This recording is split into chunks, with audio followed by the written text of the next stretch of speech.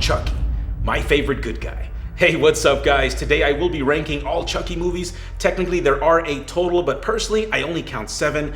To me, the 2019 remake should have been a movie on its own. Change the name, change the characters, whatever, because there are some characters, some voices that we can't reboot. You can't cheat, and Brad Dourif is the voice of Chucky. His laugh is iconic. I mean, there's just no way. Again, this is my opinion. Guys, I would love to hear your opinion. Please leave me a comment or two. Let me know how you rank this franchise or what your favorite Chucky movie is and why. A true classic never goes out of style.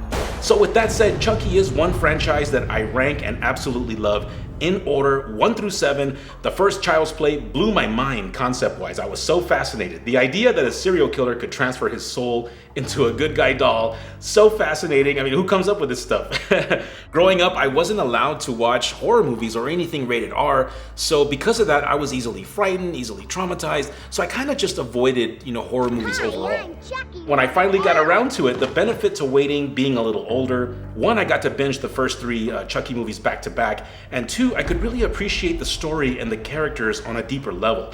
My daughter Sam and I are huge fans, and when she was little, for all you super mom and dads out there, the one thing that I did differently so that she wouldn't be scared or traumatized, I would always show her the behind the scenes first so that she could see that everything was fake. Chucky, is just a puppet, and there's an actual team of people, puppeteers, needed to make him work. And, she understood right away. If anything, she enjoyed the movies even more. We've seen all of them 100 times, and little by little, we're adding to our Chucky collection. So how did you end up like this? Well, it's a long story. In fact, if it was a movie, it would take 3 or 4 sequels just to do it justice. From the beginning, Chucky was a fully developed character. And by the time we got to Child's Play 2 and 3, he had a real personality. There's still horror movies, but the killer, he's funny, he's fun. And as much as we root for Andy to survive, we're also waiting to see how Chucky comes back and continues his reign of terror. And by the way, guys, Alex Vincent, who played Andy in 1 and 2, is one or the best male child actor in the horror genre. He carried those movies like a champ, and I mean, nowadays we have all these crossovers and multiverses, especially in the superhero world.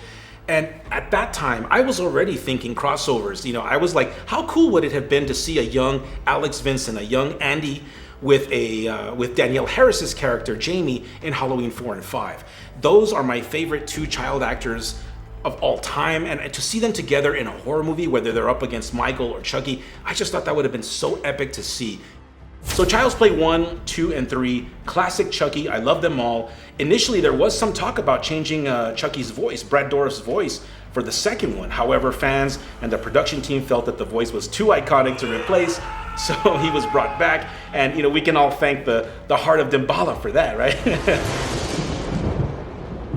Well, hello, Dolly. After Child's Play 3, there was a bit of a gap. 7 years passed before we got to Bride of Chucky, which took the character to a whole new level. It's actually the first Chucky movie that I got to see in the theater. Tiffany is introduced, played by Jennifer Tilly. She's so amazing. And the movie went on into this wild, chaotic fun. This time there was no Andy. Chucky was the star, becoming the good guy of his own twisted story. And it was the perfect way to reignite the franchise. 4 years after that, we got Seed of Chucky, which is the first Chucky movie directed by creator Don Mancini. Chucky has a family now. We have Glenn/Glenda. And this was, Don Mancini completely unleashed. I think he did everything he wanted to do. It was definitely more on the comedy, self-parody side, which is always fun for fans.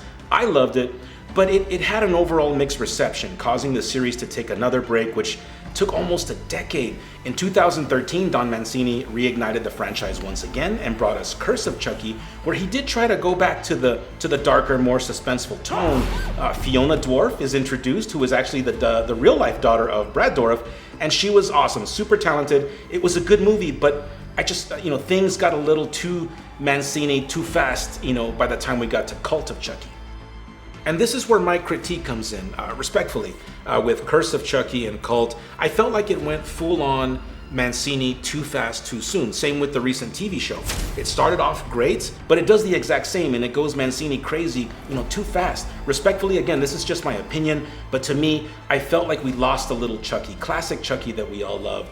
New characters are awesome, super cool. Again, Fiona is amazing, and I really wish we could have, seen her in one or two more classic Chucky movies before they literally chopped her up and in the TV show and made it campy. Either way, this is the beauty of today. We can always go back and binge any Chucky movie we want. I love Chucky. Again, my daughter and I are huge fans. I love this franchise exactly the way it is, 1 through 7, and that's my take, guys. Halloween is less than 1 week away, so I tried not to show too much, because as a fan, I'd rather you go and watch and rewatch these movies yourself, enjoy them, obsess a little, and let me know what you guys think in the comments. I just pulled out my epic Halloween collection and started rewatching all of these movies. I know them very well, but I love rewatching. I will be ranking this franchise next week, so please stay tuned. Thank you all for watching. Thank you for believing, and we'll see you soon. Cheers.